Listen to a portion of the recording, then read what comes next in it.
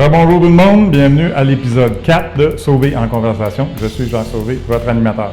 Cette semaine, on est la semaine du 8 mai, je me retrouve à Gatineau pour le sommet sur la cybersécurité et l'identité qui est organisé par INSECAM. Ça, c'est demain, mardi et mercredi.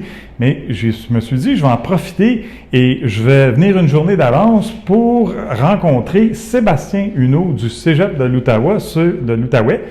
Ceux qui sont sur le serveur Discord de la communauté Hackfest, ben vous allez le connaître sous le nom de The Rage. Ils participent beaucoup et je voulais connaître. Ben, ça a commencé en fait que je voulais voir leur CCTT, qui m'avait parlé de leur centre, comment il appelle ça encore, là, le Centre collégial de transfert de technologie, qui focusait sur la cybersécurité. Ça m'intriguait, je voulais savoir c'était quoi au juste. Moi, je m'attendais à des racks de serveurs. Ben non, avec le pouvoir des ordinateurs aujourd'hui et la virtualisation, c'est quasiment décevant. C'est juste un petit rack, mais vous allez voir là, les chiffres qu'ils nous lancent. Il y a énormément de choses qui se passent là-dessus. Et bien évidemment, je voulais avoir son cheminement et toutes les choses qu'il a faites. C'est une discussion super intéressante. Fait que attachez vos trucs, vos ceintures. Ah oui, puis la petite tourne d'introduction, je me suis fait dire que ça sonnait un peu trop la semaine verte. Fait que je l'ai changé un petit peu. Fait que voici la nouvelle. J'ai mis un peu plus dedans. Puis vous en direz qu'est-ce que vous en pensez. OK? Fait que, on s'assied ici, là. Je vais rencontrer Sébastien, puis on va jaser.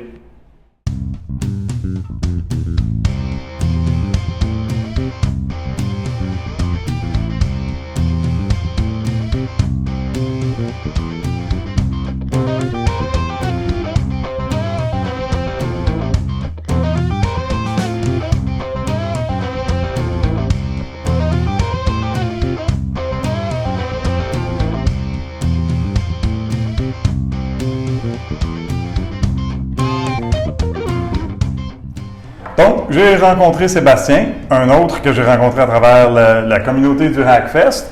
On a échangé, pour ceux qui sont sur la communauté Discord du Hackfest, ben c'est The Rage, que tout le monde connaît bien parce qu'il participe beaucoup aux conversations. C'est toujours le fun de voir ce qu'il écrit et ce qu'il contribue. Et on a finalement, comme avec Steve d'ailleurs, on a finalement eu la chance de se rencontrer en personne au Hackfest au mois d'octobre dernier. Oui. Là, il est méconnaissable parce qu'il n'a pas son chapeau Super Mario. Vous voyez? Et, mais quand même, je suis à Gatineau, comme j'ai dit, pour un colloque de INSECAM et je voulais en profiter pour venir voir là, CCTT. Explique-moi encore qu'est-ce que c'est le CCTT? CCTT, ça veut dire Centre collégial de transfert de technologie. Donc, c'est des centres qui servent à aider les PME, mais associés à des cégeps. Parfait. On va en discuter un peu plus. Mais comme vous savez, le podcast, c'est à propos du cheminement des gens en cybersécurité. Fait que je voulais en profiter, passer un peu de temps avec Sébastien, puis voir avec lui comment ça se passait. On est au Cégep de l'Outaouais. C'est ici que tu es venu au Cégep? Moi, c'est ici que j'ai fait là, mes études au DEC en réseautique, en fait, en 2001. En 2001. Donc, ma vie se passe au Cégep. Je suis allé travailler, puis je suis revenu au Cégep. J'aime trop ça, le Cégep. Belle place. C'est assez que tu ne voulais pas quitter. Fait que tu finis le Cégep en 2001. En 2004. Je commence en 2001, je finis en 2004. Okay. Puis, je m'en vais travailler au gouvernement. Au gouvernement? Au gouvernement fédéral. Ici, dans la région, le fédéral est très, très omniprésent là, pour tous les étudiants. Là. C'est des bonnes payes, des bons jobs. Fait que, veux pas, c'est le chemin normal. Tu t'en vas travailler pour qui? Je vais travailler pour l'Agence du revenu du Canada. OK. Commencer au World Desk. Tranquillement, pas vite. Changer des souris, changer des claviers. Mais là, fait que là, tu n'es pas en cybersécurité comme tel encore.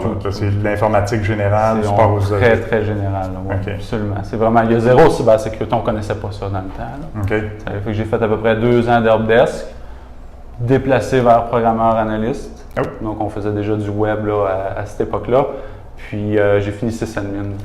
Donc, à l'Agence du revenu. Fait que j'ai vraiment essayé de faire un peu de tout ce qu'il y avait là-bas. La seule chose que je n'ai pas faite, c'est la sécurité informatique à l'Agence du revenu. C'est peut-être pour ça qu'ils ont eu une grosse brèche il y a 2 ans, là, c'est ça? Je ne sais pas, je n'étais pas là. J'espère que ce n'est pas à cause de mes programmes. OK, fait que là, durant tous ces 8 ans-là, est-ce que tu touches du tout à la sécurité? Est-ce que c'est là que ça commence pour toi? Ou? Ah non, du tout, que ça commence. Ça a commencé vraiment récemment. Pour vrai, là, la sécurité, là, ça a commencé en 2020. OK. Il est arrivé quelque chose en 2020? Là? Oui. Oui, la pandémie. Oui. Ça. Donc, moi, je travaillais ici au Cégep, mais je n'étais pas prof. Donc, j'ai demandé au service informatique ici au Cégep là, d'aller voir à quoi ça ressemble dans leur département, eux autres, pour les aider, mais pour en apprendre aussi. Tu sais, c'est le fun d'être prof, mais quand tu es prof, tu fais tes affaires, puis si tu ne te tiens pas à jour, ben tu montes des vieilles affaires. Moi, OK, attends un peu. On sauve du temps. Là, on part de 2004 à 2020. Fait que tu passes 8 ans à l'Agence de Revenu Canada, Helpdesk, programmeur, sysadmin, progression sur 8 ans, on ne touche pas à la cybersécurité, c'est de l'informatique générale. Sysadmin, on parle de quel genre de système là-bas que tu gérais? Installer un serveur Windows, gérer des comptes Active Directory, s'assurer que ton serveur DHCP fonctionne bien. Donc vraiment là, des affaires de base. Là. Puis la question clé, est-ce que tu fais les patchs? C'est même pas moi qui s'occupais des patchs dans ce temps-là. C'est même pas moi qui s'en occupait. Ou si on les faisait, c'était une fois de temps en temps les fins de semaine. Puis on avait vraiment là, des plages horaires spécifiquement pour ça. Mais ça, c'était une autre équipe plus haut que nous autres qui s'en occupait. Nous autres, on était juste les faiseux. Ah, tu dis qu'ils s'en occupaient. Est-ce qu'ils s'en occupaient? Oui, très bien. Oh, oui. J'ai rien à dire contre ça. J'envoie mes impôts encore à la même place aujourd'hui, je leur fais confiance. Parce que le Pat, c'est ici qu'il jouerait son petit clip, là, patchez vos systèmes. Cool. Donc, avec là, est-ce qu'à cette époque-là, la virtualisation commence? Si je me souviens bien, là, à peu près 2004 à 2012, c'était à peu près les premiers balbutiements de la virtualisation. Vous aviez des serveurs physiques pendant bare metal, comme on dit? C'était du bare metal. C'était vraiment du bare metal. Moi, quand je suis parti, ils parlaient de commencer à faire de la virtualisation. Mais je suis parti la journée où le service partagé est arrivé à l'Agence de Revenu. C'était ma première journée où j'ai commencé à être prof à 100% temps plein. Fait que j'ai manqué ce bout-là. OK. C'est incroyable le saut quand tu y penses, d'avoir tous ces serveurs-là, bare metal, un serveur, un OS, un serveur, un OS, puis là, on va voir plus tard là, le CCTT, ce que tu me parlais en bas tout à l'heure. C'est incroyable la virtualisation, ce que ça a apporté comme opportunité. Fait comment est-ce que tu pars de sysadmin à Revenu Canada pour devenir enseignant? OK. Ça part de plus loin. Ça part de mon cégep. Donc, en 2001, je commence mon cégep. Moi, je viens d'un petit gars gêné dans la vie. Ça paraît peut-être pas, là, mais un petit gars gêné dans la vie. Puis, quand je suis arrivé au cégep, ça a fait OK, enfin, je recommence une nouvelle vie. Je vais être à ma place. J'aime l'informatique. Puis moi, l'école où je venais avant secondaire, c'était des sportifs. Je ne sais pas si je suis mauvais à shape, là. Je suis pas le plus grand des sportifs au monde. Fait que là, j'arrive au cégep, je m'en vais en informatique, puis je me dis enfin, je vais être avec du monde qui trippe dans le même domaine que moi. Donc, tu rentres dans le département d'informatique du cégep? Je rentre dans le département d'informatique en 2001, exactement. Okay. Puis, je commence mes cours, j'adore ça, j'ai un fun noir, c'est vraiment plaisant. Puis, vers la fin, mes derniers cours, moi, c'est un deck en réseautique que j'ai fait, donc on faisait un petit peu de programmation, mais c'est quelque chose que j'ai toujours aimé faire. J'ai toujours fait de la programmation pour le plaisir d'en faire, monter des sites web pour m'amuser. Puis, dans notre cheminement, vers la fin, on avait un cours de programmation web. Puis, ça a donné que notre prof, il ne connaissait pas ça tant que ça, la programmation web. Puis, il savait que moi, j'aimais ça, d'en faire. Puis, il voyait que, pour transmettre mes connaissances, j'avais l'air d'avoir la twist. Okay. Fait qu'il est venu me voir une journée, puis il m'a dit « Seb, ça te tente-tu de donner le cours une semaine de web? Tu vas avoir 14 heures à donner ou 15 heures, ça te tente-tu de donner ça à tes collègues de la classe? » Nice. Toi, à ce point-ci, là, on parle de 2012 à peu près? Là, on est en 2003. Là. OK. Mais donc, moi, j'étais à l'école. Ah, t'es encore à l'école? J'étais encore à l'école. On parle d'avant. Canada. J'étais à l'école. C'est tes premiers pas vers l'enseignement. Fait que mon prof, il me dit, OK, donne le cours. OK, parfait. Je prépare mon cours, toutes mes affaires, mes exercices, tout. Je monte mon plan de cours. Je donne ma journée et demie de cours à mes collègues qui étaient avec moi en classe. Puis il y a comme quelque chose qui s'est développé. Là, j'ai vraiment aimé ça. J'ai vraiment beaucoup aimé l'expérience. Puis on dirait qu'à ce moment-là, je me disais, au lieu d'aller en informatique, je vais devenir enseignant en informatique. Okay. C'est là que ça a commencé. Puis naturellement, qui dit enseignant au cégep, ça prend un bac. Donc, fini mon diplôme d'études collégiales, m'en vais à l'université, aime pas l'université, lâche l'université, m'en va travailler à l'Agence du Revenu. OK. Puis en 8 ans d'expérience.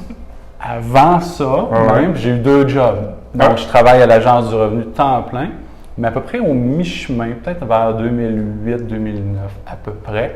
J'ai un de mes profs là, qui m'appelle, un de mes anciens profs qui m'appelle et qui dit « Seb, on a besoin d'un prof. » Il m'appelle un samedi matin, je me vois encore très bien où je suis chez nous. Là. Il m'appelle, il dit « On a besoin d'un prof, on sait que ça t'intéresse.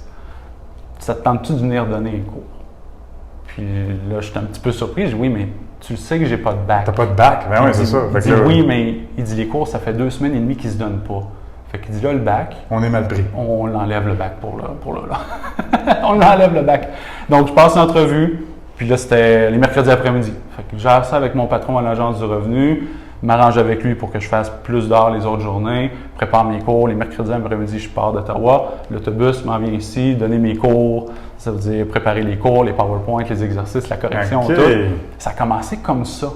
Puis c'est toujours des cours de web, là, développement web, ou ça évolue un petit peu? Au début, c'était des cours web. Puis éventuellement, nous, au Cégep de l'Outaouais, il y a la formation continue aussi. Donc, c'est souvent des formations qui vont se donner de soir. Donc, veux pas, vu que j'étais rendu enseignant au Cégep, on m'appelle pour des cours de soir. Donc, j'ai continué d'enseigner à temps partiel ici et là, jusqu'à ce qu'une bonne journée, après mes 8 ans à l'Agence du revenu, je croise un prof ici qui me dit « Hey, Seb, tu es au courant, je ne sais pas si tu as vu, il dit « Il y a une charge temps plein qui se rouvre ou qui est ouvert. Ça ferme dans 4 jours. » Puis là, on est le 18 décembre. Oh. On est un jeudi 18 décembre. Il dit « Ça ferme là, puis il dit « Toi, avec l'ancienneté que tu as, si tu appliques, tu as la job temps plein. » Puis encore là, on met de côté la demande d'avoir un bac, là, parce qu'on est tellement mal pris. On est tellement mal pris que le bac devient un petit peu optionnel. Là. Okay? Donc, moi, le 18 décembre, je réfléchis à ça, m'en vais à la maison. Je discute de ça avec ma conjointe aussi, parce que là, c'est une bonne drop de salaire qu'on était pour avoir. Ben oui. Puis, je parle avec mes patrons aussi, pour avoir ça fait assez longtemps que je suis là, fait que j'ai pu avoir une année sabbatique.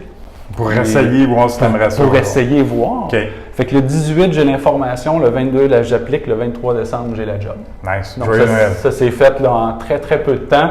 Puis, tu commences en janvier à enseigner. Fin janvier, tu commences à enseigner avec, tu sais, avant c'était mes profs, là c'est mes collègues. C'est vraiment spécial. Ça fait drôle. Ça fait drôle. Comment ils t'accueillent là-dedans? Ben c'était formidable. Là. Ouais. C'était formidable. Après ça, en plus, c'était mes profs. On avait toujours eu une bonne chimie ensemble en salle de classe. Fait que ça aide après ça quand c'est tes collègues de. Tu sais, les autres, ils se rappellent des bons souvenirs. Puis là, ben, comme moi, mes profs, je les ai toujours vus sur un piédestal un peu. Mais là, de voir que je suis rendu avec cette gang-là, puis que c'est à mon tour de pouvoir montrer aux jeunes, là. Alors, c'est vraiment quelque chose. Ouais, c'est spécial, c'est que ça développe une passion. Puis eux autres, ils doivent avoir une fierté aussi de dire, hey, il y a un étudiant qu'on a eu là, 6-8 ans qui est rendu maintenant notre égal, qui enseigne. C'est valorisant pour eux autres aussi, pour leur travail. C'est le but d'enseigner, non? Mais le but d'enseigner, c'est ça. C'est oui, de transmettre. Tu sais, d'un, c'est de transmettre des connaissances, mais ça, c'est le but final pour avoir ton diplôme. Mais si tu réussis aussi à transmettre des passions, puis à transmettre le goût d'apprendre des choses, ça, c'est 1000 fois plus valorisant que juste le papier. Là. Parce que des connaissances, ça s'apprend. L'attitude, c'est un petit peu plus difficile à apprendre, surtout que là, la tranche d'âge, on parle de 18-22 ans. C'est plus le temps là, d'expliquer à quelqu'un comment agir dans la vie. Là. Non. Mais s'il y en a quelqu'un que tu peux réussir à implanter juste une petite graine de connaissance, juste une envie, ça, c'est fabuleux. Puis comment sont les étudiants? Comment ils t'accueillent? Là? Comment est-ce que tu trouves ça là, d'être avec des 18-19 ans, en règle générale? Ben, la première fois, j'aurais pu être assis dans la classe avec eux autres, que ça n'aurait pas rien changé. Là, tu sais, j'ai une petite barbe, mais si je coupe ça, je me fais encore carter aujourd'hui. Donc, imagine, là, il y a 10 ans plus. Il y a 10 ans. Mais non, ça a super bien été. Je pense que le fait que j'avais été sur le marché du travail auparavant, ça l'a beaucoup, beaucoup aidé. Tu avais des histoires à raconter? J'avais des histoires à raconter, j'avais un vécu qui était différent aussi, puis c'est pas juste des connaissances académiques que je pouvais apporter, c'est vraiment des connaissanses sur le terrain de vraie vie, là, vraies expériences. Des expériences de vraie vie. C'est pas parce que je l'ai lu sur Internet, non, c'est parce que je l'ai vécu, puis c'est parce que je me suis couché à 4 heures du matin. Fait que faites pas ça de même. Mais non. OK. Là, on n'est pas en cybersécurité encore. Non, même pas, hein? On n'est même pas en cybersécurité. Même pas broche. Fait que c'est ça. Là, tu commences à enseigner, tu touches même pas à la cybersécurité à ce point-ci encore. Tu es loin de là. Ça n'existe pas dans nos têtes. Là. Il n'y en a pas. Là. Je veux dire, des cours de programmation, on a appris à faire du hashing de mots de passe dans nos bases de données, mais j'utilise MD5, puis dans ma tête, je suis bien hot. Je viens de là. Moi, je protège mes affaires. Là, c'est MD5. Je veux dire, on ne fait pas ça aujourd'hui, là, mais dans le temps, on ne connaissait pas ça. Fait que ça commence quand? On t'enseigne, ça dure plusieurs années. Oui, de 2012 à peu près à 2020. Quand même un bon 8 ans d'enseignement. Un bon 8 ans. Puis, est-ce que tu trouves qu'il y a un changement dans les jeunes au fil de 8 ans? Là, parce que on peut parler de générations qui rentrent, là. 2 générations qui... C'est pas des... Il y a des cycles. Je veux dire ça comme ça, il y a des cycles. Nous autres, on appelle ça des bonnes batches puis des moins bonnes batches. Il y a une année, tu dis, cette gang-là, ils sont le fun, ça va être une bonne batch, on va avoir du plaisir avec eux autres. Puis, à un moment donné, l'année d'après ou 2 années après, tu es comme, eux autres, il me semble que c'est différent. C'est pas qu'ils sont pas bons, c'est pas qu'ils sont pas intéressés, c'est différent. Okay. Puis des fois, la chimie a pogné un petit peu moins. Puis 2 ans après, cette gang-là, on les aime vraiment beaucoup. Il y a de quoi. Là. Est-ce que tu es avec une cohorte d'étudiants sur 2-3 ans ou habituellement c'est une année là, puis ils passent au prochain? Bien, de la façon que ça marche au département, au début de l'année, on va se séparer les cours. Donc, qui veut avoir quel cours? Puis nous, on est chanceux, on a une super bonne chimie d'équipe là, de profs. Donc, c'est pas juste moi, je vais prendre le cours parce que c'est moi qui est le plus vieux dans le département. C'est je vais prendre ce cours-là parce que je pense que ça pourrait m'intéresser. Tu veux-tu me le laisser? Oui, puis je vais te donner mon matériel aussi en passant. Fait que, on a vraiment une super bonne chimie. Donc, ça se peut des fois qu'on suive un groupe de la première année jusqu'à la 3e. Ça se peut qu'il y a des groupes qu'on les manque complètement de parce qu'on a changé. J'enseigne en 3e année, puis l'autre session d'après, j'enseigne en première année, puis finalement, cette gang-là, je vais les avoir une session. Ça dépend, c'est vraiment très variable. Puis, on a aussi, là, au cégep, on a 2 cohortes, donc technique de réseautique puis programmation. Donc, tout dépendamment aussi, les voies de sortie que les jeunes décident, on peut ou ne pas les voir du tout. Là. Puis, tu oserais croire que les jeunes qui s'en vont prendre ces cours-là, c'est parce qu'ils ont un intérêt. Là, ils aiment l'informatique, ça les passionne, ils veulent apprendre, là, non? Ils sont pas là juste... Ils aiment les ordinateurs. Ils aiment les ordinateurs. Ils aiment les ordinateurs. Ce qui n'est pas la même chose d'aimer l'informatique. Okay. Donc, ils ont un ordi, ils aiment ça gamer. Oui, c'est ça. Puis, ils pensent qu'être en avant de leur ordi, ça va être le fun. Ils vont gamer toute la journée. C'est ça. Fait que, la première année, on en perd 50% à peu près. Ah oui. Qui décident d'aller ailleurs. Puis, tu sais, c'est correct aussi. Là. Je veux dire, quand tu as 16, 17, 18 ans, décider d'une carrière pour toute ta vie, c'est pas tout le monde qui va le savoir. Donc, de venir essayer, c'est bien correct. Oui. À peu près 50% qui disent non, finalement, j'aime pas ça, je m'en vais ailleurs. Il y en a que c'est une question peut-être de maturité. Ils sont peut-être juste pas assez matures pour être au cégep. Ça va leur prendre plus de temps. Puis, gars, c'est correct. Chacun son absolument. Puis moi, je vais même encourager mes filles d'explorer. Là. Si tu commences un cheminement dans quelque chose, tu t'aperçois que c'est pas pour toi, bien, c'est correct, je change. De toute façon, je pourrais dire là, qu'une grosse majorité de mes collègues de classe au secondaire, au cégep, là, surtout au cégep, là, tu commences à t'enligner pour une carrière en chimie, en physique, en peu importe. Par le temps qu'on a tous eu l'âge de 30 ans, je te dirais une grosse partie ne faisait même plus ce qui était parti étudier. Ouvrons une parenthèse sur un phénomène sociologique qui est intéressant. On parle, je veux juste voir si tu le vois au niveau, parce que c'est là que ça commence, hein, les jeunes en classe. Il y a beaucoup d'efforts dans les dernières années d'encourager les filles, les femmes à venir en informatique, en cybersécurité. Et là, je réitère, pour ceux qui ne m'ont jamais entendu parler, ça fait 30 ans que je suis en informatique et ça fait 30 ans que je dis, oui, ça serait le fun d'avoir plus de femmes en informatique parce que un des traits de personnalité qui, typiquement, vont scorer un peu plus haut, c'est être méticuleuses, sont plus méticuleuses, plus consciencieuses dans leur travail. Mais par contre, il y a un autre phénomène qui a été étudié à travers le monde, à travers 80 pays et toutes sortes de cultures, que les femmes ont typiquement moins d'intérêt pour ces affaires-là, des affaires. Ils préfèrent travailler avec des gens. Est-ce que de 2012 à 2020, tu vois un résultat de cet encouragement-là de les filles d'aller en informatique? Oui, définitivement. Oui. En 10 ans, là, il y a eu à peu près le double ou le triple de filles qu'on voit. Vraiment, hein? Oui. Mais le double, le triple, ça a l'air des gros chiffres, mais quand tu commences à 1, ça veut dire que tu finis à 3. À 3. C'est pas tant que ça, là, on est loin de la parité, mais oui, effectivement, elles sont beaucoup plus méticuleuses. Tu vois que ça réfléchit différemment. Puis c'est le fun parce que ça amène vraiment un autre aspect que les garçons vont peut-être manquer des fois. Oui, absolument. C'est sauf que, justement, comme je disais, là, je lisais encore une étude récemment là-dessus, là, que c'est juste typiquement, il y a moins d'intérêt à travailler avec des choses, hein, en ingénierie, en sciences. Très abstrait, c'est pas ça, matériel. Exact. Ils préfèrent travailler avec les gens. Puis c'est peut-être une des raisons que, quand j'ai commencé, moi aussi, on a commencé peut-être en même temps, à peu près dans le domaine de la cybersécurité, parce que malgré que ça fait 30 ans que je suis en informatique, ça fait juste depuis octobre 2020 là, que j'ai décidé de focusser sur la cybersécurité. Et une des choses qui m'a frappé, c'est que sur Twitter, sur Discord, dans la communauté, il y a beaucoup plus de femmes en cybersécurité. Oui. Puis je me demande, je questionne tout le temps, est-ce que c'est parce que c'est un phénomène que bien souvent, on a l'opportunité de travailler avec du monde, justement. Tu sais, tu travailles en entreprise, en cybersécurité, il faut que tu apprennes aux gens comment bien travailler, adopter des bonnes pratiques. Oui, je ne sais pas ça. Écoute, j'en ai aucune idée. Moi, ce que je pourrais peut-être penser, c'est que souvent, ou en tout cas de ce que je vois en cybersécurité, c'est que les gens ont beaucoup plus de parcours atypiques. Donc, ils ne vont pas partir du secondaire, s'en aller au DEC en informatique, ils n'auront pas de bac en informatique pour aller en cybersécurité. Ça, peut-être que ça attire moins les femmes, mais si ils vont travailler ailleurs, deviennent entrepreneurs, travaillent dans telle sorte de choses et qui ont un intérêt qui se découvre plus tard, ils sont capables plus facilement de rejoindre la cybersécurité, peut-être sans diplomation là, officielle.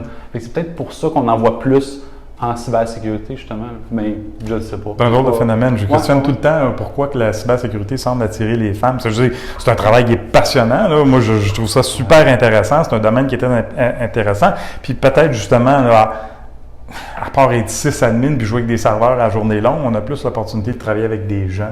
Si on devient travailleur consultant dans une firme de consultation, on a plus de chances de travailler avec des clients puis de faire de la formation. Donc, il y a un peu plus d'entre-gens, là, je pense, qui attire les femmes un peu plus. Oui, ça se peut, c'est un bon point. Mais non, effectivement, ils pensent différemment, mais moi, ce que j'ai toujours apprécié de travailler avec des femmes en informatique, c'est qu'elles sont plus méticuleuses. Puis c'est important, ça. Ouais. Hein? Les gars, on dirait qu'on veut finir vite, là, puis faire la finition, là, des fois, on n'est pas fort là-dessus, puis c'est ça qui coûte cher, des fois. T'as pas idée. OK, fait que là, on est rendu en 2020, ça fait pas longtemps, là, ça fait à peine 2 ans et demi, t'as même pas commencé en cybersécurité encore. C'est hier, ça. C'est hier. Donc, pour m'en venir à ce morceau-là, c'est ça. Donc, en 2020, j'ai décidé de prendre un petit break de l'enseignement. Pas parce que l'enseignement ne me tentait plus, mais je dirais après un 6-8 ans d'enseignement en informatique spécifiquement, puis enseigner pas les mêmes affaires, mais enseigner ce que je pense qui est bon, mais sans le vivre. OK. Je suis allé voir notre service informatique, puis j'aurais demandé, est-ce que je peux me joindre à votre équipe pour une session? Je veux apprendre, je veux voir à quoi ça ressemble la vraie vie. Parce que... Oui, parce que t'as pas travaillé pour le système informatique ici, là. Pas ici, j'en ai pas fait du tout, là. Donc moi, j'étais à l'Agence du revenu avant, mais je m'en viens ici comme enseignant. Puis au fil des années, tu sais, être prof, c'est le fun parce que tu décides un petit peu ce que tu montres en classe. OK? Fait que, oui, il y a un cadre qu'il faut respecter, mais si une journée, il y a un lab que je fais, puis je sais qu'il ne marche pas, ben, je ne suis pas plus niaiseux qu'un autre, là. Je vais peut-être le skipper. Ou passer à d'autres choses parce que je ne suis pas capable de le faire marcher comme il faut, tu sais. Okay. Hein? Puis je vais me concentrer sur ce que je sais qui fonctionne bien, puis ce que je sais que je vais être capable de présenter puis de montrer comme il faut. Mais en entreprise, pas de même ça marche, là. En entreprise, moi j'ai besoin de tout ça. Ben, je m'en fous si tu sais comment le faire fonctionner ou non. C'est ça que j'ai besoin. Fait que fais-le marcher. Ouais. Tu sais, c'est de revenir un petit peu là-dedans. J'avais vraiment besoin de savoir est-ce que je m'informe comme il faut, est-ce que je me tiens à jour comme il faut. Tu sais, j'ai-tu la vision au tunnel de voici là, moi c'est ça que je pense que c'est, ça fait 10 ans, je continue dans cette voie-là, puis j'ai 4-5 personnes qui me disent que tout est beau. C'est encore de même que ça marche. Puis juste pour revenir sur la chronologie, tu as passé quand même 8 ans à Revenu Canada, c'est très technique, support, programmation, sysadmin, mais là ça fait 8 ans que tu enseignes. Est-ce que tu commences à sentir que tu es déconnecté un petit peu là, de la technologie? Ou? Je sens pas que je suis déconnecté, j'ai peur d'être déconnecté. Okay. Je me questionne, je me remets en doute, je veux vraiment... Moi, quand j'arrive en classe, je veux montrer ce qui est actuel. Puis moi, une des promesses que je me suis toujours donnée, c'est jamais je vais enseigner quelque chose à mes étudiants que je sais pertinemment qui ne sert à rien. Je vais me battre le plus longtemps possible pour que ça soit enlevé du programme, pour ajouter d'autres choses qu'on a besoin. Qui est plus pertinent. Qui est plus pertinent qu'on a besoin. Du travail, dans le fond, parce que c'est ça qu'on veut faire. Ben, c'est ça qu'on veut faire. On veut former des jeunes qui vont sur le marché du travail. Donc, moi, il faut que je me tienne à jour. Est-ce que je me tiens à jour comme il faut? Fait que c'est ça que je voulais aller valider à notre service informatique, savoir c'est quoi les nouvelles technologies, c'est quoi les choses actuelles qui sont là. Puis, ben, en mars 2020 est arrivée la pandémie. Puis, moi, vu que j'étais nouvellement arrivé à notre service informatique, eux autres sont dans un branle-bas de combat incroyable. Parce que là, il n'y a plus d'étudiants qui rentrent, c'est fermé, il faut tout faire virtuel. Il faut tout faire virtuel. Comment on s'organise avec ça? On n'avait même pas de VPN encore au cégep. Là. Donc, comment est-ce qu'on fait pour s'arranger pour que les étudiants suivent leurs cours? Comment est-ce qu'on aide les étudiants? Comment est-ce qu'on aide les profs? Comment est-ce qu'on prête des laptops aux gens? Donc, c'était vraiment compliqué pour eux autres. Ils ont fait un travail extraordinaire. Mais la dernière chose qu'ils avaient besoin, c'est d'avoir le petit nouveau d'impact. Le petit nouveau, il y a quand même un bagage technique, là, il peut dépanner, il peut aider. Hein? Mais reste que c'est le petit nouveau qui ne connaît pas tous les processus et la façon de faire. Ouais. Fait que, tu sais, eux autres, au lieu d'expliquer au petit nouveau, voici comment notre firewall est configuré, nous autres, on a, je sais pas moi, 200 laptops à faire. Fait que, à un moment donné, là, il y a quand même un choix qui est fait. Fait que, OK, puis c'est correct. Je les ai aidés en faisant des petits tutoriels sur comment utiliser le nouveau laptop que vous vous êtes fait prêter. J'ai jamais mis autant d'efforts dans des vidéos, mais j'avais rien d'autre à faire. OK. Puis là, à un moment donné... est-ce qu'il y a eu une session, là, la session, I guess, de hiver 2020, elle a été interrompue? Ça a été interrompu un bon mois. OK. Pour après ça se terminer en virtuel. OK. Puis la session d'après, en septembre, ça a recommencé juste en virtuel. En virtuel. La deuxième vague. La deuxième session, c'était juste en virtuel. C'est juste à la troisième session qu'on a commencé à revenir tranquillement, pas vite. Là. C'est fou, hein, mais ça fait juste comme... On parle de... ça s'en va sur 3 ans, là, ça fait 3 ans, mais on dirait que ça fait... C'est tellement loin, puis de penser à ce qu'on a vécu avec tout ça. Mais se retrouver ici, là. Oui, se retrouver, même pas de masque, rien. Tout le monde, les concerts, les festivals, c'est quelque chose. C'est incroyable de ce qu'on a passé à travers. Fait que ça dure une couple de sessions, j'imagine. Là, tu as passé combien de temps avec le service des TI ici? Ça te tente-tu d'enseigner en virtuel à ce point-là, ou tu dis... Non, mais là, au cégep, on appelle ça être en libération. Donc, j'ai été comme prêté au service informatique. Fait que je peux pas revenir comme prof jusqu'à temps que ma session soit terminée. Fait que moi, là, je suis avec eux autres. Mais j'ai rien à faire, si on peut dire ça comme ça. Ouais. Puis, ça l'a adonné que en janvier, je m'étais inscrit à une AEC en cybersécurité. Une attestation d'études collégiales. OK. Juste comme la pandémie commence, janvier 2020. Janvier, là. Puis, je voulais pas vraiment m'inscrire. Là, je fais du backtrack. Ça va être compliqué dans l'affaire. Fait que là, je fais un petit peu de backtrack parce que je me suis inscrit à l'AEC en janvier. Pas parce que je voulais, mais parce que la session d'avant, je faisais du judo. Je sais, j'ai pas la shape d'un judoka, là. Non, on s'en va vraiment ailleurs, OK? J'aime ça, c'est un sport, le fun. Oh oui, j'en ai fait quand j'étais tout petit, là, puis effectivement. Fait que j'aimais beaucoup ça, pas pour faire de la compétition, plus pour la remise en forme, puis c'est très technique, j'aime bien ça. Ouais. Puis je me suis blessé en décembre. Oh. Puis ça a donné que les soirs de judo, c'est les mêmes soirs que l'attestation d'études collégiales. Puis là, je me retrouve en janvier, je peux plus faire de judo parce que je suis blessé à une cheville, donc qu'est-ce que je fais? Je m'inscris à un AEC en cybersécurité. Pourquoi pas? 3 mois après, la pandémie arrive, je suis dans la maison, je me tourne les pouces parce que j'ai fini de faire mes petites vidéos. Puis je me dis, bon, ben je vais prendre ce que j'ai appris dans mes cours. Je veux dire, le prof nous avait parlé de Try Hack Me, le prof nous a parlé de Hack the Box un petit peu.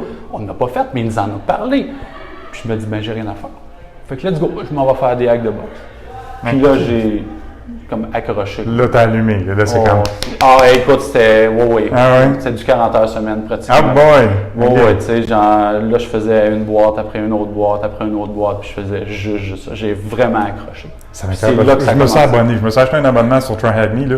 J'ai fait une couple d'heures, j'ai commencé, puis c'est vrai que c'est trippant, mais j'ai des clients, j'ai des mandats, j'ai pas le temps de faire ça. J'avais rien à faire, j'ai juste ça à faire. J'aimerais tellement en faire plus, là, c'est le fun. C'est vrai que c'est le fun. Puis là, ça fait un petit bout de temps, j'ai plus le temps d'en faire non plus. Okay. Mais non, c'est une vraie c'est là que ça accroche. Là. Comment est-ce que tu découvres la communauté du Hackfest, Discord, le podcast, tout ça? Comment tu tombes là-dedans? Je me souviens pas quand je me suis connecté. Je me souviens pas c'est quand la fois où j'ai cliqué sur le lien. Ça doit être pendant la pandémie en quelque part là, que j'ai joint la communauté. Tu es tombé sur le podcast, t'écoutais ça ou même pas? Même pas, je connaissais rien. Puis là, c'est le fun, ça met en perspective, mais janvier ou mars 2020, une injection SQL QQ, là, moi, je sais pas comment que ça marche. on y est là. Ça fait vraiment pas longtemps. Fait que je me souviens pas comment j'ai découvert la communauté du Hackfest. À un moment donné, je suis arrivé dessus, j'ai commencé à jaser parce qu'encore là, j'ai moins de choses à faire. Puis là, il y a eu les appels pour les conférences au iHack. Puis là, ben là, c'est sûr que le syndrome d'imposteur, il arrive assez vite, merci. Clairement, hein, Puis c'est bien différent, c'est bien spécial parce que, tu sais, en salle de classe, là, c'est moi qui ai raison. C'est simple, c'est moi qui ai raison. Je montre quelque chose, il faut qu'il fasse la même affaire que moi, de la façon que je l'aurais montré. Puis c'est moi qui va dire si c'est bon ou non avec les points que je vais leur donner. J'ai tout le temps raison. Tu tu comprends un peu le principe? Hein? J'ai tout le temps raison. Puis là, d'arriver avec une nouvelle communauté de OK, ben eux autres, ils savent pour vrai là, ce que c'est. Puis si je suis dans le tort... On présume, encore là, on présume. Hein, on a le syndrome d'imposteur parce qu'on ne sait pas qui on a affaire là, sur le Discord. C'est tous des noms, des nicknames pour la plupart. Moi, j'ai mon vrai nom, mais tu sais, The Rage, à qui tu parles? Là, le gars, c'est un 2 de pique qui fait semblant. Parce qu'une des choses, je me suis aperçu au premier... c'était pas iHack, là, mais je pense que c'est au 200e qu'on a fait live à Sainte-Foy, le podcast. Puis je parlais à la fin, puis je demandais, il y avait à peu près une trentaine de personnes dans la classe. Puis qui nous écoutaient, je dis, qui d'entre vous travaillait en cybersécurité? Hein? Moi, je présume que tout le monde lève la main. Hey, non, il y en a à peu près juste 4-5 qui lèvent la main. Fait que là, à un moment donné, je dis à Pat, c'est qui d'abord tous les gens sur le Discord? Il dit, il y en a qui sont intéressés à la cybersécurité. Tu sais, fait que moi, dans ma tête à moi, là, c'est tous des Neo, là, de Matrix qui vont hacker dans n'importe quoi. Je parle pas de Michael, là, Neo. Non, lui mais il est sa coche oui, aussi. Il est sa coche. Mais, tu sais, c'est pas tous des hackers, là. Il y en a que c'est juste, ils ont un intérêt à la cybersécurité, puis ils suivent ça. Mais quand tu es nouveau, puis tu regardes ça, le Hackfest, la plus grosse communauté en cybersécurité du pays francophone, t'es comme, OK, attends un peu, là. Eh ben oui. Là, s'ils là, font... tu te sens gros de même, hein? Tu te sens gros de même à peu près, puis j'aurais peut-être pas raison. Mais c'est toi le prof. Je suis le prof, mais là, je suis plus le prof de ce lancer. Tu sais, je peux... Fait que j'ai vu justement l'appel de projet pour les conférences au iHack. Puis je me suis dit, je vais prendre le sujet que je connais le plus maintenant, qui est l'injection SQL. Puis let's go. Je vais essayer. Ça m'a pris une semaine à me décider. Ça, c'est ta fameuse vidéo que tu as faite, là? Oui. Celle qui apparemment m'a rendu ça à map. Oui, effectivement.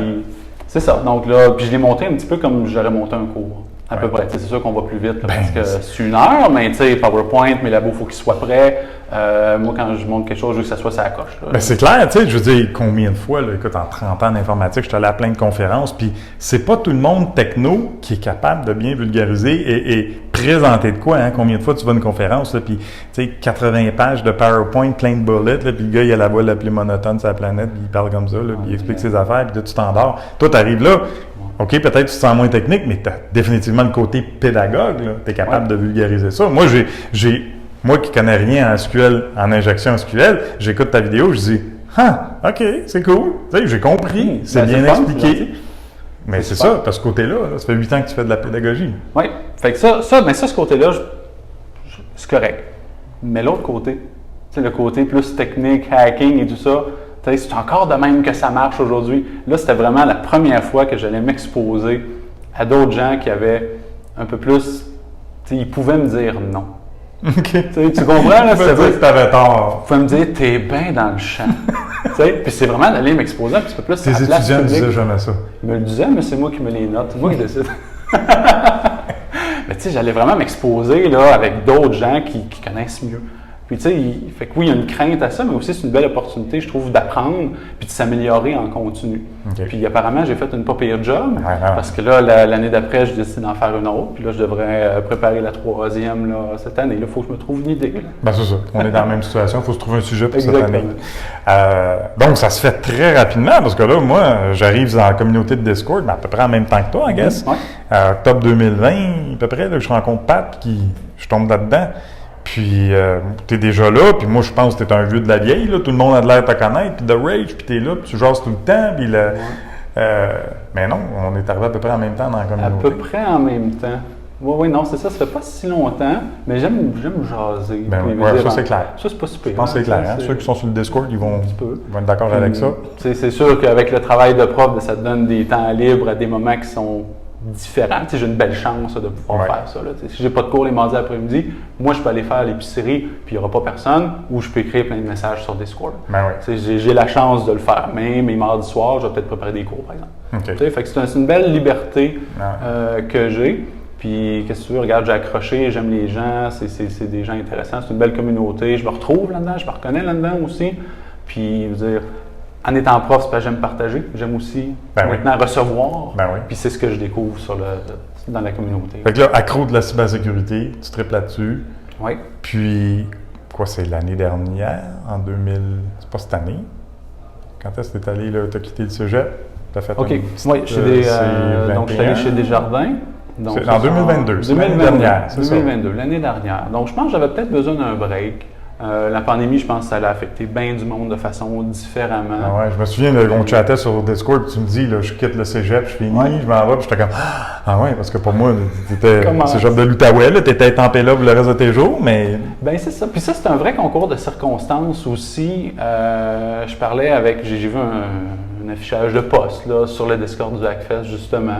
Puis je cherchais quelqu'un plus dans le Red Team. C'est vraiment côté offensif chez Desjardins. Puis là, je suis allé parler avec la personne qui a posté. Je dis, je pense faire ça, mais dans 5 ans. Mon plan de match, c'est dans 5 ans, les enfants vont être rendus plus vieilles, ils ne voudront plus passer des étés à la plage avec moi, ils vont aller avec leurs amis, c'est correct. Fait que dans 5 ans, je vise cette carrière-là, mais là, je veux préparer mon plan de carrière. Donc, qu'est-ce que tu me recommandes, toi, qui affiche ce job-là? Qu'est-ce que tu me recommandes comme certification, comme cours et tout ça? Puis, ça, c'est un poste offensif chez Desjardins. Chez Desjardins. OK, c'est ça. Donc, moi, j'allais surtout m'informer. Puis, ce que cette personne-là m'a répondu, m'a dit, ben, de ce que je connais de toi, puis de ce que je vois de toi sur le Discord, tu as tout ce qu'on cherche.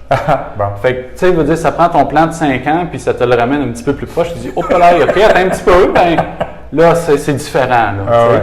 Mais je me dis, OK, ben, je me redonne un 5 ans, je t'en reparle dans 5 ans. OK, ça reste de même. Veux pas, moi, quelqu'un qui me dit qu'il serait prêt à m'engager là ou bientôt, moi, ça me reste dans la tête. Là. Ça va me rester là longtemps. Fait que je réfléchis. Une bonne journée, je me dis, bon, ben, je vais appliquer encore dans l'optique de me faire dire, non, j'ai pas les qualifications, je vais passer l'entrevue, je vais jaser. Ils me diront ce qui me manque. J'irai chercher ce qui me manque. Ben ouais. Puis la journée que je vais vraiment vouloir la job, je vais l'avoir. Au lieu de me dire, il te manque telle affaire. Fait que je postule. 3 jours après, j'ai un téléphone. 4 jours après, j'ai une entrevue. On me dit, on te veut quand est-ce que tu vas commencer. Et? Fait que ça s'est fait là, dans une semaine. Apparemment, il ne manquait pas grand-chose. Apparemment, il ne manquait pas grand-chose. Mais c'était pour dans l'équipe, dans le Blue Team. Okay. Ce que je ne connaissais pas du tout. Là, on est en fin février. OK. Fin février 2022. Puis toi, j'enseigne, moi, là. Okay, t'es en pleine session. Fait qu'il y a un petit problème. Moi, j'ai le droit de m'en aller. Ouais. Prof, c'est un job comme un autre. Je vais présumer que tu n'es pas le genre de gars à faire ça. Non, puis ça, je l'ai mis bien clair à mon entrevue. Je regarde, il y a une couple de conditions. Là. Je dis d'un, moi, je ne déménage pas à Montréal. Moi, ça, non. Ma vie est ici. De deux, je ne laisserai pas les jeunes pas de prof. Moi, je me suis engagé jusqu'à la fin. Je vais finir jusqu'à la fin. Là, je sais qu'on est fin février. Ma session a fini fin mai. Fait que c'est ça, là. Moi, j'ai une parole, je l'ai donnée, puis je vais finir mon mandat. Puis ils m'ont dit, oui, pas de problème, on va t'attendre jusqu'à fin mai. Tu peux pas faire autrement que de respecter ça, me semble. Ben, c'est ça. Fait qu'ils m'ont donné l'opportunité. Fait que fin mai, j'ai commencé chez Desjardins en Blue Team. J'ai eu bien du fun. J'ai appris une quantité folle d'affaires. Tu travailles de la maison? Je travaille de la maison 100%, des petites visites à Montréal une fois de temps en temps, mais rien d'exagéré. Une fois ou 2 mois, là. C'est bien raisonnable. Rencontrer du monde formidable, du monde qui connaissent beaucoup leurs affaires. J'ai énormément appris. Pris beaucoup de maturité, je pense aussi. Ah oui? Oui, beaucoup de maturité. Tu fais partie d'une équipe, c'est plus sérieux. Tu es comme un engrenage, une grosse roue. Là, je pars d'un environnement où je monte des laboratoires. Puis tu as toujours raison. Puis j'ai toujours raison. Puis je fais tout le temps ce que je veux, à peu près n'importe quand. Fais attention à ce que tu fais, parce que là, tu travailles dans une vraie business. Puis tu sais, pas gaga patate au coin de la rue, là. Une banque, OK? Puis déjà une banque qui a vécu de quoi qui c'est les a mis dans les médias, un peu. Exactement. Fait que j'ai pris beaucoup de maturité de ce côté-là. Tu sais, savoir comment est-ce qu'on découvre une faille. C'est qui qu'on avertit avant de fouiller sur le réseau pour pas lancer des alertes tout partout? Qui c'est que j'avertis quand je trouve des failles? Comment est-ce que je rapporte l'information? Tu sais, il y a vraiment tout un côté un petit peu plus professionnel que je suis allé acquérir chez Desjardins. OK. Puis, tu sais, encore là, une équipe formidable. Mais au bout de 5 mois, je suis allé au B-Side à Montréal. Okay. Donc, pour le plaisir. Tu sais, rencontrer du monde, rencontrer une couple de gens du Hackfest aussi en première fois, assister à ma première conférence en cybersécurité pour vrai. Là, on est 2022, fait que ça c'est hier. Tu sais. Puis, je rencontre un de mes profs d'AEC qui est là. Puis, on se met à jaser. J'avais juste vu en virtuel. Okay. Puis il y a quelque chose de le fun, hein? Quand tu rencontres quelqu'un de virtuel, mais en vrai. Je l'imaginais super grand, puis... Ah non, il est 5 pieds 4, c'est un petit nerveux. Mais il n'avait pas l'air de ça. C'est comme quand tu es arrivé dans ma face au Hackfest avec ton chapeau. Vraiment, oui, tu es plus grand que je pensais. Comme Francis, d'ailleurs, hein, quand je l'ai vu, là, puis j'ai fait « Oh, t'es monsieur, ça? » C'est ça, c'est vrai que c'est toujours le fun. C'est super le fun. Puis là, je jasais avec mon prof, puis je me suis rendu compte pendant toute la journée de la conférence que, c'est quand j'assistais aux présentations, moi, dans ma tête, ce qui se passait, c'est vraiment une belle PowerPoint. Ça, je parlais de ça à mes étudiants. Je pensais pas du tout à Desjardins. J'étais en mode prof, j'étais en mode je réfléchissais à tout ça. Puis quand je suis parti pour m'en retourner chez nous, j'ai 2h30 de route à faire. Là, ça s'est questionné. Là, la première chose, je me suis dit, c'est OK, qu'est-ce qui vient de se passer là? Il y a quelque chose qui cloche, il y a quelque chose qui marche pas là. Clairement, je suis pas bien. Clairement, je pense juste à mon ancien job de prof. Ça me manque plus que je pensais. Puis c'est dans cette 2h30 de route-là que j'ai pris la décision. Je suis arrivé à la maison, j'ai dit à ma conjointe, je dis Desjardins, c'est fini. Elle dit OK, c'est beau. Elle dit puis comment c'était ta conférence? Parce qu'elle ne me croyait pas. Je dis non, chérie, je suis sérieux, je lâche. Je suis pas bien. Je retourne en j'aime mieux enseigner, j'aime mieux aller au cégep, ça me manque le cégep. OK.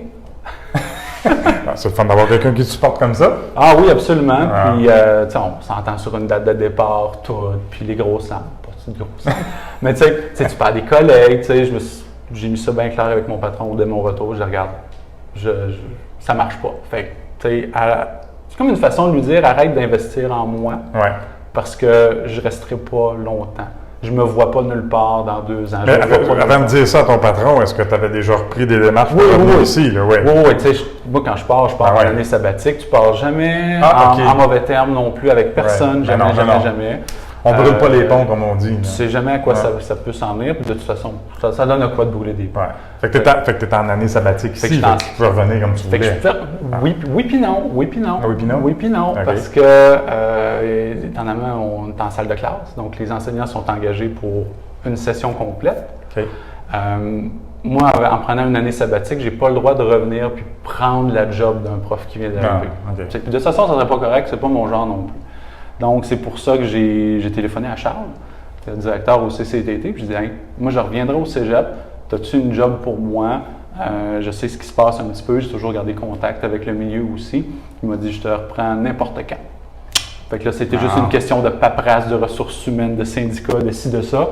Puis après ça, ben c'était. Fait que là, tu es revenu quoi l'automne dernier, septembre? Je suis revenu ici début novembre. Début novembre, mais là, tu n'es plus enseignant. Non. Là, tu travailles au CCTT, je travaille au CCTT. Centre collégial de transfert des technologies. C'est bon, exactement. Il est vieux, mais il y a des affaires qui... Fait que là, on tombe là-dedans. C'est quoi cette affaire-là? Explique-nous ça. OK. Donc, les CCTT, ce que c'est des organismes financés par le gouvernement du Québec qui sont vraiment collés à des cégeps. Donc, il y a juste des cégeps qui peuvent avoir des entités qui s'appellent des CCTT. Okay. On peut le voir un petit peu comme des mini-centres de recherche sur différents sujets. À l'intérieur de la structure du cégep. À l'intérieur de la structure d'un cégep. Chaque CCTT va avoir un sujet bien précis. Puis nous autres, à Gatineau, cégep de l'Outaouais, c'est la cybersécurité. Donc, il n'y en aura pas deux au Québec. C'est nous autres. C'est juste vous autres. C'est nous autres qui l'ont eu. Fait que des exemples d'autres CCTT, ça serait... Donc, il va y avoir, je sais qu'il y a le CCTT en gérontologie. Il va y avoir le CCTT probablement en mécanique. Il va y avoir un CCTT plus en génie électrique. Il y en a dans tous les domaines. Il y a une 50aine, je pense, de CCTT au Québec. Répartis dans tous les cégeps. Répartis dans tous les cégeps, répartis dans toutes les régions. C'est sûr que nous autres, on n'aura pas le CCTT des pêches. C'est pas notre créneau. Mais en Gaspésie, ils pourraient l'avoir, par exemple. Tu sais, ça serait plus leur morceau, eux autres. OK. Et vous autres, c'est la cybersécurité. Nous autres, c'est la cybersécurité. Fait qu'est-ce que ça implique, là, ça? Donc, ça implique de, se rendre compte qu'on ne connaît rien, puis de commencer tranquillement, pas vite. OK? Parce que c'est pas vrai que c'est moi qui connais tout. Loin de là. C'est pas parce que je travaille ici que je connais tout. Mais là, quand Charles te ramène ici, c'est déjà là? Ou... C'est déjà là, mais il y a eu, comme on peut dire, je ne vais pas dire le Great Reset, mais je vais dire, il y a eu un Great Reset. Okay. Donc, le CCTT existe depuis 2021, je crois que le CCTT existe. Puis, il y avait une structure un petit peu différente, puis il y avait une direction très différente de ce qu'il prend aujourd'hui, qui ne collait pas vraiment, parce que je suis venu travailler au CCTT pendant un autre 6 mois auparavant. Puis, la vision ne collait pas avec ce que moi, je pensais que ça devrait être. Donc, quand notre vision ne colle pas, ben on va regarder ailleurs. Puis c'est correct. J'ai peut-être pas raison, mais ça ne colle pas avec moi. Mais là, avec le nouveau directeur, là, c'est exactement de ce que je m'en vais. On est vraiment alignés à la même place. Donc là, c'est beaucoup plus facile de créer des projets et travailler dans le domaine. On a 2-3 projets qui sont bien importants. Il y a la recherche qu'on n'a pas commencé à développer encore. Donc, on peut penser à la recherche en cybersécurité, peut-être un petit peu en intelligence artificielle collée avec la cybersécurité, découverte de nouvelles menaces. Tu sais, si on voulait trouver des zero day, par exemple, bien, on pourrait faire ça. Okay. Là, on n'est pas rendu là, mais c'est quelque chose qu'on pourrait faire. Mais là, ça implique quoi? Ça implique monter un genre d'infrastructure là, pour fournir ces services-là? Bien, pas nécessairement. Pas nécessairement. Un deuxième volet, c'est un petit peu d'aide aux entreprises qu'on peut faire. Okay, donc, pas voler les jobs aux PME, mais tu sais, là, une PME qui a 4 employés, qui ne sait pas vers qui se tourner, qui a les mêmes mots de passe partout, peuvent venir nous voir. Puis, on va essayer de les aider du mieux qu'on peut et les rediriger à des entreprises qui vont pouvoir les aider à faire la job, comme une entreprise qui serait à Montréal ou qui serait à Magog, par exemple. Ouais. Le troisième volet, puis c'est là que notre infrastructure vient d'arriver, c'est l'aide au cégep puis l'aide à la communauté étudiante. Donc, il faut qu'on essaye d'impliquer les étudiants, les enseignants, les cégeps idéalement les universités aussi, dans différents projets. Puis en 2021, on a reçu une subvention de 1 million du fédéral pour justement avoir des serveurs ici pour monter une infrastructure. Fait que c'est ça qu'on a vu tout à l'heure dans la salle de serveurs. Tu as 7 serveurs. 7 serveurs physiques. Oui. Il y a un NAS. Oui, c'est ça, un Network Attached Storage. Qui a, qu'est-ce que tu nous dis, à peu près 50 terabytes. Donc, on a environ 50 terabytes d'espace libre. Puis sur nos 7 serveurs, là, chaque serveur, c'est environ 1,5 teraoctets de RAM, puis plus que 200 cores de CPU par serveur. Fait que, x7, ça en fait quand même une bonne quantité. Puis nous, ce qu'on a décidé de faire avec ces serveurs-là, c'est on a voulu faire un Cyber Range. Donc, monter de la virtualisation, mais pour faire des laboratoires. Donc, on veut amener un aspect beaucoup plus élevé en éducation pour la cybersécurité principalement. Oui, au cégep, mais aussi par la vente avec les entreprises. Donc, si par exemple, on veut former une PME à suivre des cours sur le phishing, à suivre des cours sur les gestionnaires de mots de passe, par exemple, bien, aujourd'hui, en ce moment, on irait dans les entreprises, on leur installerait toutes les patentes, on viendrait niaiser avec leur réseau un peu, puis essayer de leur montrer comment que ça marche. Des fois, ça peut être compliqué.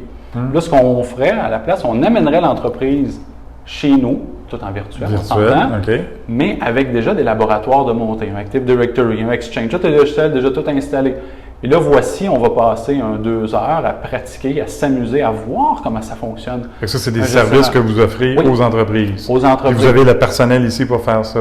Oui, donc ça va être des formations qu'on va faire sur mesure, justement. Oui, aussi beaucoup d'autres éducations et tout. Mais ça va être un morceau qui peut être vraiment intéressant pour les entreprises.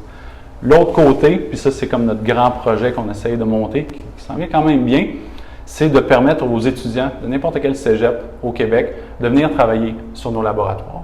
Donc, présentement, si moi je donne un cours en cybersécurité, ou n'importe quel prof, il va vouloir monter un laboratoire pour le donner à ses étudiants. Souvent, ça va être des laboratoires vides, un Active Directory, un serveur de fichiers et tout. Ça prend du temps à monter. Ça peut prendre, pour l'avoir fait, là, plusieurs semaines. Pendant que je monte avec mes étudiants un laboratoire informatique, je ne monte pas l'enseignement de la cybersécurité. Une fois que le laboratoire est monté, là, je peux commencer à installer un SIEM, je peux commencer à implanter, à créer des événements et tout ça, mais mon laboratoire est neuf. Donc, je vais avoir 20 événements, puis je vais dire, trouve-en un là-dedans. Puis je dis, même si l'étudiant ne fait pas sa recherche comme il faut, il va aller regarder les 20 puis il va le trouver. C'est que le bon fait. On manque beaucoup.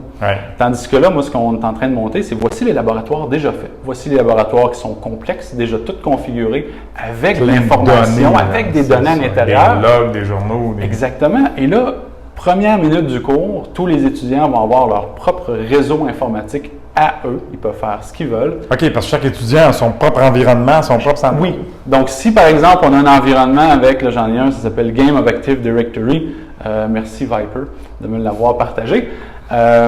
Donc, lui, il consiste avec 3 contrôleurs de domaine, 2 serveurs Microsoft SQL Server, un paquet d'utilisateurs, des trust relationships en chaque, des règles de sécurité. Ça a pris 1 semaine et demie à moi le monter. Là, les étudiants ou les profs, ils peuvent prendre ce laboratoire-là, déjà monté avec des failles, avec un SIEM à l'intérieur. Voici, chaque personne va avoir ses 7 serveurs. Puis ça va générer 7 instances pour ça va générer le nombre d'instances que tu as besoin. 20 instances, chaque étudiant a son propre réseau à lui, et là, on peut tout de suite commencer à donner des cours sur cette infrastructure-là. C'est fou. Demain matin, un autre prof se dit, moi, je monte un réseau de 15 machines avec tous les services, puis on va vraiment analyser un réseau d'entreprise.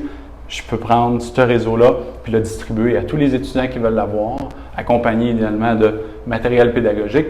Et là, on commence là, jour 1 en salle de classe, au lieu de 3-4 semaines plus tard. C'est génial. Fait que c'est vraiment ça qu'on essaye de monter. En tout, il y a environ 50 cégeps là, au Québec. On en a une douzaine. C'est ça, c'est pas juste de faire le point. C'est pas juste pour le cégep de l'Outaouais. N'importe quel prof ailleurs au Québec peut dire « Hey, moi, je veux des machines, voici mon environnement. » Tous les cégeps peuvent participer à ça. Moi, j'essaie d'impliquer les profs le plus possible en leur disant « Mais si vous avez des bonnes idées de laboratoire puis vous voulez les partager, je vous encourage parce que les autres profs vont faire la même chose aussi. » Donc, tu sais, ça va finir avec un portail éducatif pour les jeunes au cégep et à l'université de voici la liste d'activités avec les cours déjà montés. Là, à ce faire, le prof, qu'est-ce que ça tente d'enseigner aujourd'hui? Clique là-dessus, j'en veux 20, puis j'ai 20 étudiants, play, OK, on s'amuse. Incroyable. Mais là, c'est 7 machines, là, tu peux avoir combien de VM qui roulent là-dessus? Là? Bien, sur mes 7 serveurs, en ce moment, on en a 5 en production. OK. Je m'en garde 2 en développement là, pour faire du testing. Je peux me le permettre parce qu'on est loin d'être à pleine capacité. Fait que sur mes 5, aujourd'hui, j'ai 800 VM qui roulent, puis je suis à 50% d'utilisation. Oh mon Dieu! Fait que j'ai de la place en masse. Vous avez vu les images, c'est pas gros, là, ça rentre tout dans un rack. Moi, ça fait tellement longtemps que je suis disconnecté du matériel. Je regardais ton NAS là, avec 12 disques, une petite affaire de rien, puis tu as 50 terabytes là-dedans. Moi, écoute, ça fait longtemps, comme je dis, là, j'ai pas touché la quincaillerie, les NAS, les choses HP, compactes, mais on avait de la misère à rentrer quelques gigabytes là-dedans. Puis, tu sais, je me souviens, la première fois que j'ai entendu parler d'un client qui avait 1 terabyte de données, c'était des racks et des racks de disques, c'était fou. Là, tu me dis que tu as 50 terabytes dans 12 disques.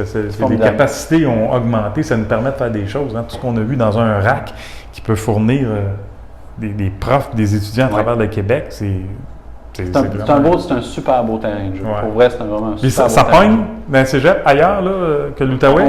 En janvier, on avait 0. En janvier cette année? Janvier 2023, on avait 0. Ben voyons. Puis là, on est rendu début mai. OK. On est rendu à 13. Demain, j'en ai une autre rencontre avec un autre cégep. OK. Puis je devrais en avoir un autre cégep qui va embarquer là, dans 2 semaines. Ils payent pour ce service-là? Ou? C'est tout à fait gratuit pour le réseau collégial. Que vous attendez? On y avait pensé. On a pensé à plusieurs modèles, justement, chargés à l'étudiant, chargés au collège, un petit peu comme Hack the Box ou Try Hack Me. Finalement, on s'est arrangé avec les fédérations des cégeps. Donc, tous les cégeps font partie de la fédération des cégeps. Puis, avec des discussions avec eux autres, on a réussi à se faire financer en bonne partie avec la fédération des cégeps. Puis, tout ça, bien, ça fait qu'on peut l'offrir gratuitement à n'importe quelle institution postsecondaire. Donc, s'il n'y a pas de frais pour ça, ce qui fait que les étudiants qui n'ont pas d'argent, ils peuvent participer à ça. Puis tout est accessible par le web. Donc, tout ce que les étudiants ont besoin, c'est un navigateur web. Donc là, les prix d'inscription, ils peuvent baisser un petit peu. Plus besoin du gros laptop de fou Alienware de la mort. Je peux avoir un Chromebook puis travailler sur une infrastructure qui a besoin de 64 gigs de RAM pour rouler. C'est quelque chose. Je pense vraiment que ça va aider l'éducation. Et donc, pour les profs et toutes les cégeps partout au Québec, il n'y a aucun frein économique, là? C'est quand go? Il y a un contrat qui signe avec vous autres, c'est ça? On est encore en mode prototypage pour l'instant. Okay. Donc, parce que le CyberRange, c'est yours truly pour l'instant. Comme tu as vu mon bureau en bas, c'est une très petite équipe, c'est 12 par 12 à peu près. T'sais. Donc, on est encore en mode prototypage un petit peu. Les cégeps qui participent, ils sont conscients de ça. Mais les profs, ils viennent l'essayer. Puis ils trouvent ça tellement le fun qu'ils vont vouloir continuer la session d'après. C'est ça. Donc, il n'y a pas encore pour l'instant. Il n'y a pas de contrat pour l'instant. C'est gratuit, puis let's go. Faut que ça soit... C'est une belle initiative, ça, mais c'est étonnant parce que je pensais que c'était juste pour les cégeps, les profs. Mais là, dire que c'est ouvert aux entreprises aussi qui auraient besoin de justement soit de tester des choses. Oui, donc les entreprises, on n'en a pas encore qui ont joué sur notre équipement. C'est certain que pour les entreprises, il va y avoir des frais associés à ça que je ne connais pas parce que moi, je suis... Peut-être dans un an, tu vas avoir un bureau de 14 par 14? Peut-être, ça serait le fun, tabarouette. Mais c'est ça, donc, une des conditions pour avoir la subvention, c'était aussi que l'infrastructure serve à les entreprises, aux PME plus ou moins grandes. Donc oui, il va falloir qu'on l'ouvre aux entreprises. Mais là, ce qui est plaisant, c'est qu'en incluant les cégeps, les institutions postsecondaires, qui eux autres vont pouvoir créer des laboratoires, on espère que les profs sont un petit peu plus à la fine pointe.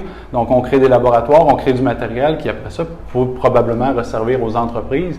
Là, on sert d'à peu près tout le pipeline d'éducation pour finalement aider les entreprises privées au Québec. Là, présentement, il n'y a pas vraiment d'offre de service pour les entreprises. Pas pour l'instant. Court, médium terme? À moyen terme. On ne fait pas encore de publicité vraiment pour ça. Là, on est plus en train de solidifier tout le morceau, parce que moi, la dernière chose que je voudrais qu'il arrive, c'est qu'on se lance en production puis demain matin, tout plante. Donc ça, c'est vraiment pas l'idéal. Fait qu'on veut vraiment le solidifier. On roule avec les versions open source de nos logiciels. Donc, présentement, nos logiciels ne coûtent pas grand-chose. On est bien chanceux, mais on va vouloir aller en production bientôt, fait qu'on va aller chercher du support des entreprises pour essayer d'avoir quelque chose de vraiment solide. Parce qu'en enseignement, si les profs ils décident de mettre leur confiance chez nous puis de baser leurs cours chez nous, si on plante au début, je pense pas qu'on ait une deuxième chance. Fait qu'il faut qu'on soit rock solid du premier coup. Ça a de l'allure. C'est cool, c'est une belle initiative. J'ai hâte de voir comment ça va se répandre aux entreprises, s'il y en a qui vont en profiter. Penses-tu qu'il y a des firmes de services TI ou des manufacturiers de logiciels qui vont vouloir participer à ça? Peut-être subventionner ça à un moment donné, vous aider avec ça? Ça pourrait être une belle avenue, ça. Surtout des manufacturiers, là, je dirais, de SIM ou de produits de cybersécurité, de dire, hey, moi, j'ai investi là-dedans. Oui, ça, c'est un aspect qu'il va falloir qu'on regarde, là, effectivement. Tu sais, je pense, mettons, à toutes les compagnies de pare-feu, les compagnies de switch routeur. Tu sais, là, j'ai Cisco dans la tête, là, mais il y en a un paquet d'autres. Même les Microsoft de ce monde, qu'on sait qu'ils ont des gros budgets en cybersécurité, peut-être qu'ils regardent ça, ce que vous faites. Tu sais, surtout, ce qui est cool, c'est que vous allez déjà avoir quelque chose qui roule, qui fonctionne. C'est pas juste un plan sur le bout d'une napkin, comme tu dis. On ne vend pas du rêve, on a quelque chose d'actuel. Tu sais, j'approche de 250 étudiants et profs qui travaillent sur l'infrastructure. Fait que peut-être ça devient le centre CCTT Microsoft, l'Outaouais, hein, Microsoft, je sais pas. Je dis Microsoft, ça peut être n'importe qui d'autre. Mais à avoir des subventions de ces manufacturiers-là, mais remarque, je pense qu'il y a s'il y a des restrictions au niveau là, de politique. C'est ça. Il y a toute la politique, tous les aspects légaux qu'il faut, tout le temps vérifier. Là, on s'en sauve parce qu'on est en prototypage puis on l'a quand même limité en termes de contenu. Mais oui, c'est sûr qu'on aimerait vraiment ça l'étendre. Parce que, tu sais, imagine à un moment donné, on veut tester des failles, mais pas des failles logicielles, genre patch CVE dans Microsoft, mais une patch ou une faille dans un routeur Cisco ou une switch Cisco ou tester des attaques sur du matériel, si on peut dire ça comme ça. Là, ça amène la game un petit peu différemment. Donc, on va voir où ça s'en va. C'est cool, c'est une belle histoire. Je suis étonné, honnêtement, je pensais que ça faisait plus longtemps que ça que tu étais en cybersécurité. Désolé de te décevoir. Non, c'est pas déçu pantoute, c'est impressionnant parce que ça montre comment vite tu as passé du temps, là, tu parlais de 40 heures semaine, tu t'es mis là-dedans, tu as développé quasiment une dépendance, tu es devenu accro de ça, tu t'es approfondi tes connaissances, donc on peut voir que ça peut se faire rapidement. Et donc, je termine de la même façon que je termine avec tous les autres. Puis là, tu es bien placé. Le prof, quel conseil que tu as pour ceux qui nous écoutent, qui t'écoutent, qui regardent ton histoire, puis j'ai toujours, comme je disais à Pat l'autre jour, j'ai toujours tendance à dire pour les jeunes qui se lancent en cybersécurité, mais pas juste les jeunes, ceux qui se lancent en cybersécurité, soit qui sont déjà en informatique, qui pensent pencher vers la cybersécurité ou carrément qui se lancent là-dedans. Bien, c'est de commencer. C'est vraiment juste de commencer, parce que si on attend juste qu'on soit bon, on va attendre longtemps, on ne sera jamais bon. Il faut commencer, il faut s'amuser, il faut que ce soit plaisant. Si c'est plaisant, si on apprend dans le plaisir, ça vient tout seul, on va vouloir continuer d'en faire. C'est pour ça qu'on aime jouer à des jeux vidéo. Ceux qui jouent, moi j'étais un grand gamer, d'où la casquette de Mario, j'étais un grand gamer. Fait que si c'est le fun, je vais continuer de jouer. Si c'est pas le fun, je vais faire d'autres choses. Bien, si on est capable de trouver un peu de plaisir dans la cybersécurité, allons-y. C'est très varié, hein? C'est très, très varié. Il y a 36 millions de domaines en cybersécurité. Ah oui. Trouve-en un, amuse-toi, t'aimes ça, pousse plus loin, t'aimes pas ça, regarde ailleurs, trouve-en un autre morceau. Puis à un moment donné, il va en avoir un qui va t'accrocher. C'est correct de ne pas tout savoir. C'est pour ça qu'on a des collègues, on est bien entourés, puis qu'on demande des conseils à d'autres personnes. C'est pour ça qu'on a des Hackfest, puis des choses à hack, puis des événements comme ça. Exactement, on en apprend de tout le monde. Vous pouvez vous spécialiser dans un domaine ou vous pouvez aussi être des jack of all trades. Moi je vote pour ça, les jack of all trades. Ah oui, carrément, c'est ça, moi. Souvent, ils disent jack of all trades, master of none. Tu connais rien, mais oui, mais je suis meilleur que la plupart du monde à tout.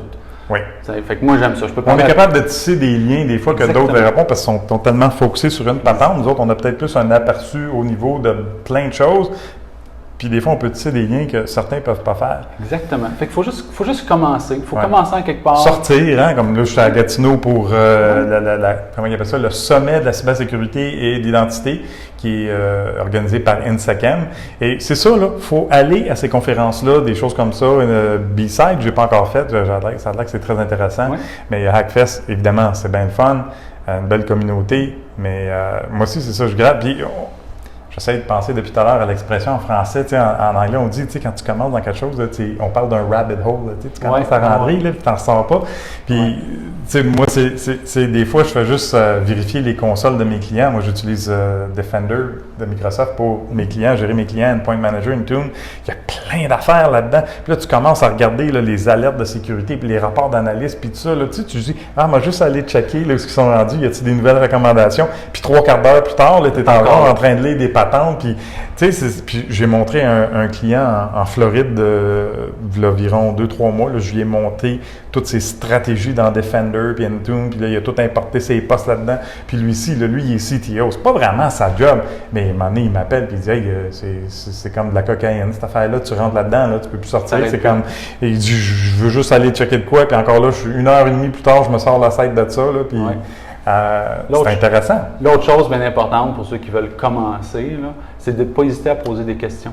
Ah, ça oui. Souvent, là, on a peur de poser des questions parce qu'on voit le monde là, sur un piédestal, mais tout le monde a commencé à la même place. Oui. Puis, les gens, ils sont très enclins à vouloir aider les gens à condition que ces gens-là veulent faire le travail qui est nécessaire aussi. Oui. C'est vraiment un domaine où les gens doivent faire leur job par eux-mêmes un petit peu, mais poser des questions, là, non seulement c'est encouragé, mais ça démontre que vous avez de l'ouverture et que vous n'aurez pas peur de demander conseil à vos collègues. Là. Puis la plupart du monde, je pense, aime partager leur expérience. Puis c'est une des choses que je trouve extraordinaire sur le serveur de Discord. Là, je fais une parenthèse parce qu'il y en a peut-être qui écoutent et qui disent « De quoi ils parlent, hein, ce Discord, ça? » Bien, si vous allez sur hackfest.ca ou sur le site du podcast La French Connection qui est sécurité.fm. Vous allez trouver des liens pour un serveur Discord de la communauté de Hackfest. Il y a énormément de monde là-dessus, beaucoup de canaux pour toutes sortes de choses. Ouais. On partage des nouvelles, hein, InfoSec News, c'est toujours intéressant. Ouais, là, les gens, dès qu'ils voient quelque chose des nouvelles, puis on pose ça là, puis on donne des commentaires. Sébastien qui est là de Rage très souvent. Puis, mais je trouve que c'est une communauté d'entraide. Ton point, effectivement, c'est que vous commencez là-dedans. N'hésitez pas à poser des questions pour vous faire aiguiller vers les bonnes ressources. C'est ouvert à tout le monde. Donc, n'importe qui a un intérêt en cybersécurité, bienvenue, Pat. Hein? Je suis en train de pousser tes affaires. Bien, c'était vraiment cool, Sébastien. Ben oui, merci beaucoup. Sébastien Huneau, cégep de l'Outaouais, qui s'occupe maintenant du CCTT. Je ne sais pas, tu vas-tu retourner à l'enseignement à un moment donné? On verra. C'est sûr qu'il y a quand même une fibre d'enseignement qui va rester là avec moi, mais pour l'instant, là, c'est mon petit projet. C'est ton bébé, là? Comme tout, je vais essayer de le mener à terme avant de passer à d'autres choses. Good. Merci beaucoup, monsieur. Plaisir, merci à toi.